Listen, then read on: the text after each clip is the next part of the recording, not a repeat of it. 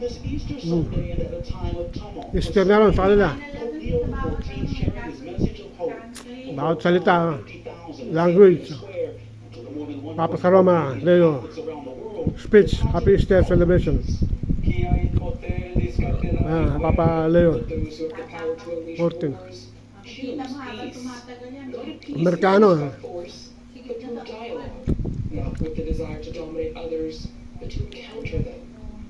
This Easter marking Pope Leo's Nagbinyag din. since he was chosen to lead the Catholic Church almost a year ago in May. His election following the sudden passing of Pope Francis on Easter Monday last year.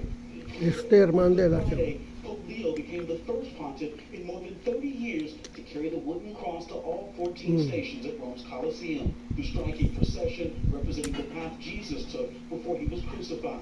The daily ceremonies and rituals culminating in this Easter message were Ngayon ay 6 April 2026.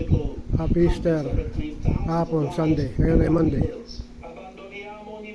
Ngayon pa lang. Happy Easter. Ang gabi sa US.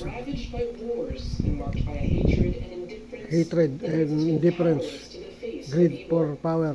Money. Pope Leo is now set to begin a 10-day trip through parts of Africa, where he's expected to visit 4 countries there. But before that, he has called for a special vigil next Saturday to pray for peace. Rachel.